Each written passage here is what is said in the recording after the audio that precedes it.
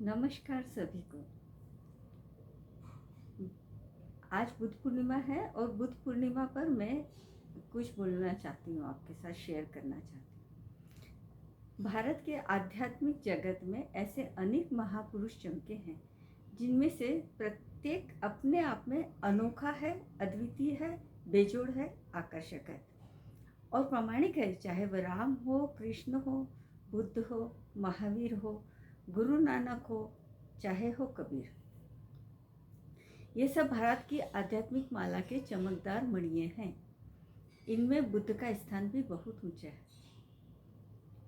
यदि बुद्ध के पिता शुद्धोधन अपने पुत्र को राजगद्दी संभालने की इच्छा पूर्ण करते तो धरती एक महान आध्यात्मिक संपदा से वंचित रह जाती।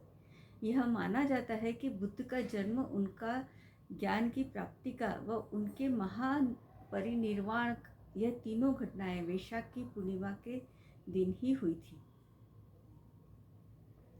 इसीलिए बुद्ध पूर्णिमा का त्रिगुण पावन पर्व के रूप में भी मनाया जाता है। बुद्ध और महावीर के वक्त बिहार में सन्यास का जो स्वर्ण युग देखा वह अद्भुत था। कहते थे जब बुद्ध चलते थे तो हजारों सन्यासी बुद्ध के साथ चलते थे। जिस गांव या कस्बे में बुद्ध ठहर जाते थे उस क्षेत्र की हवाओं का रुख बदल जाता था। हजारों सन्यासी बुद्ध के साथ चलते थे। जिस क्षेत्र में ठहर जाते वहां बुरे कर्म होने बंद हो जाते थे, कठिन हो जाते थे, मुश्किल हो जाते थे। इतनी शुद्ध धारणाओं से भरे हुए इतने लोग जो होते थे। कथाएं यह कहती हैं कि बुद्ध जहाँ से निकल जाते थे वहाँ चोरियाँ बंद हो जाती थी, हत्याएं कम हो जाती थी। कैसे महापुरुष थे वह। कहते हैं ज्ञान प्राप्ति के बाद बुद्ध के माथे पर ऐसी स्वर्ण आभा उतर आई थी।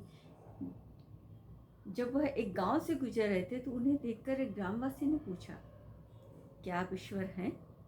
उन्होंने कहा नहीं। उसने फिर पूछा, क्या आप कोई देवता हैं? उन्होंने कहा नहीं।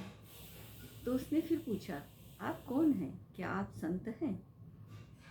उन्होंने फिर कहा नहीं, मैं सिर्फ एक चेतना हूँ और कुछ भी नहीं। उन्होंने पूरी विनम्रता से कहा कि यदि तुम मुझ में कुछ देखते हो तो वह सिर्फ और सिर्फ मेरी चैतन्यता का परिणाम है।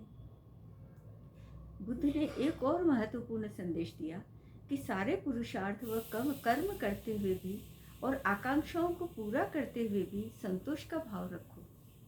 बगैर किसी असमंजस के लक्ष्य निर्धारित करते हुए बढ़ते चलो। जीवन में न तो हम सब कुछ जान सकते हैं और न ही सब कुछ पा सकते हैं।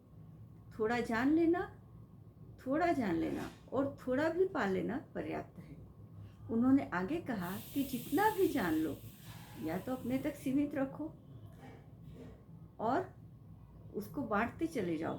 जितना बांटोगे ज्ञान तो बढ़ता ही जाएगा।